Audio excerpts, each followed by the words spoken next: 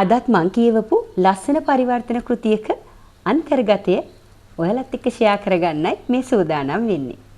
මේ පරිවර්තන කෘතිය තමයි අවුස්විට්ස් වයලීනය. මේ කෘතියේ කර්තෘ තමයි ආරියා ඇන්ජලෝස් අංග්ලාදා. සිංහලයට පරිවර්තනය කරලා තියෙන්නේ සචී පනාවල. මේ කෘතියේ පිටු 156යි. මිල රුපියල් 450යි. මේ කෘතිය සවිර ප්‍රකාශනයක්. මේ කතාවට පාදක වෙලා තියෙන්නේ අවුස්විට් ඝාතක කඳවුරේ සිර රැඳවියක් විසින් සාදන ලද වයලීනයක් පිළිබඳව. ඒ සෑදීමේදී ඒ අතරට ඔහු මුහුණ දුන් අත්දැකීම් විදහා පාමින් කතාව ගලාගෙන යනවා.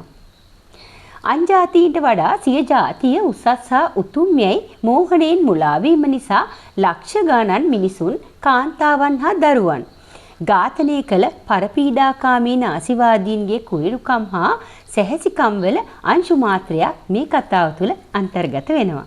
සිර කඳවුර තුළ අනේක ශාරීරික හා මානසික වද හිංසාවලට ලක් වෙමින් දවසින් දවස වඩුමඩුව තුළ දානියෙල් නම් සිරකරුවා ඒ අපූර්ව වයලීනය නිපදවන අයුරු අපූරුයි. වයලීනය නිර්මාණය කරන්නට පටන්ගත් දින සිට ටිකක් කල් ගත වෙද්දී ඒ අතරට කිසිම කෙනෙකු ඔහුට කිසිම වද හිංසාවක් සිදු කිරීමට නොපැමිණිය බවත් ඔහුව යලි දඬුවම් කාමරය වෙත නොයවූ බවත් සඳහන් වීම දානියෙල් කෙරෙහි ආත්මානුකම්පාව හා සතුට වඩවන සිදුවීමක්. දානියෙල් නිතරම සිතුවේ වයලීනය ඉතා සාර්ථකව නිම කර ගැනීමට හැකි වුවහොත් තම ජීවිතයෙන් බේරාගත හැකි බව. ඒ නිසා ඔහු ඒට වැඩි කැපකිරීමකින් යුතුව ඉතා ඕනෑකමින් ඒ නිම කිරීමට උත්සාහ දරලා තියෙනවා. ඔහු ඒ සමකලේ නිතරම කාන්තා ශරීරයක හැඩයකට. තම ගැලවුම්කාර වයලීනය නිතර පිරිමදිමින් ඔහු නිතර කල්පනා කරේ තම නිදහස ගැන. කතු ඇකියෙන් උපුටා ගැනීමක්.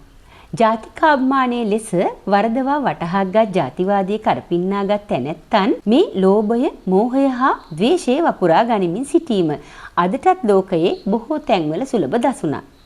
මේ අකුරු කරන මොහොතේ පවා ඇමරිකාව හා ඉරානයේ සිටියේ යුද්ධයකට කැස කවන ගමන්ය.